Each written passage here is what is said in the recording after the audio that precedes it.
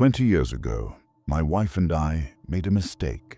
Not the kind of mistake that fades with time, not the kind you bury under apologies or therapy or prayer. This was the kind of mistake that embeds itself into your bones, the kind that breathes with you, the kind that waits patiently for the moment you think you've survived it. I've had 20 years to think about that night, 20 years to replay every second, every sound, every opportunity where I could have stood up and didn't. Prison gives you that kind of time. Nothing but silence and memory, looping endlessly, like a punishment designed by someone who knows exactly where it hurts.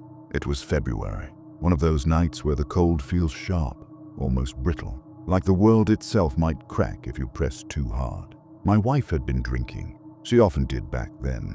Enough that her words slurred, but not enough to slow her anger. Our son was 9 years old, still soft, still trusting, still young enough to believe that home was supposed to be safe. The argument started over something small. It always does. A messy room, a tone of voice, a child daring to sound like a child. Voices rose, accusations followed, and then, without warning, my wife struck him. The sound of skin hitting skin echoed through the living room.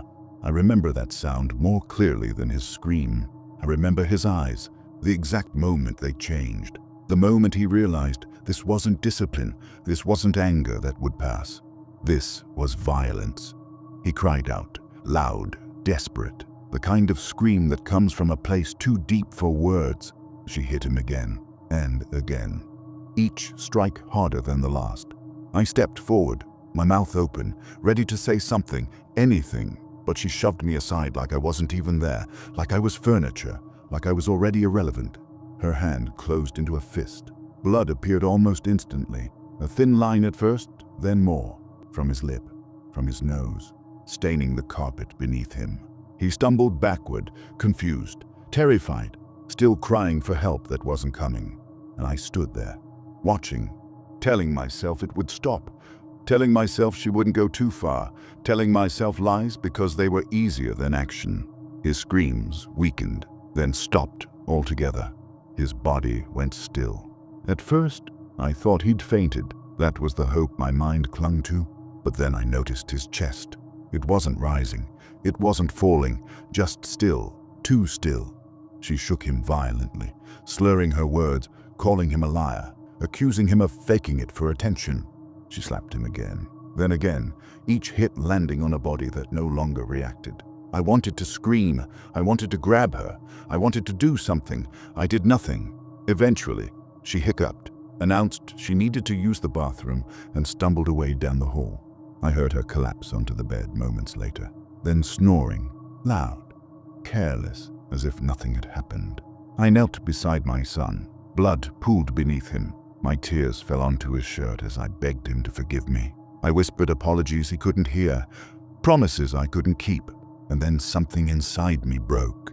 The crying stopped. The guilt hardened into something colder. I realized the truth then. My son was dead, and I had allowed it. That made me just as guilty as she was. No court in the world would see it differently.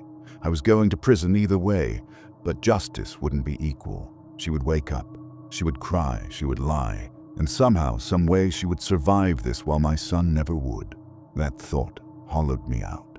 I walked down the hallway toward our bedroom, every step heavier than the last. She was sprawled across the bed, unconscious, lying in a pool of her own urine. Drunk, vulnerable, helpless. I couldn't bring myself to beat her. I couldn't bring myself to see blood again. I hated confrontation. That was always my excuse. The same excuse that had cost my son his life, so I chose something quiet. I pressed a pillow over her face. She fought harder than I expected. Her legs kicked, her arms flailed. She clawed at my hands, at the pillow, at the air. She made sounds I had never heard before. Sounds that weren't words, sounds an animal makes when it knows it's dying. And I didn't stop. When she finally went still, the room fell silent, heavy, suffocating.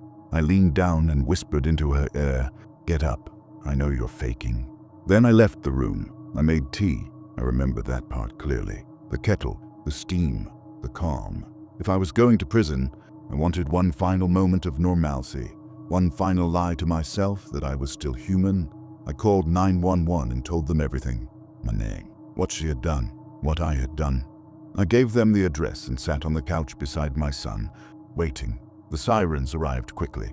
Red and blue lights flooded the living room. I answered the door calmly and surrendered without resistance. I told the officers the truth, word for word. And then I heard screaming. Not from me, not from the police. A paramedic, yelling that my son was still alive. The words didn't make sense at first. My brain refused to process them.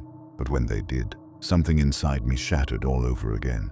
He was alive, he had survived, and I had murdered his mother for nothing.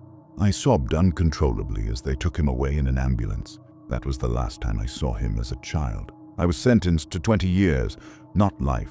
My lawyers called it temporary insanity brought on by trauma. The judge agreed. Prison was fitting. Every day was a reminder, every night a replay. My son never visited, not once, and I didn't blame him. Today I was released.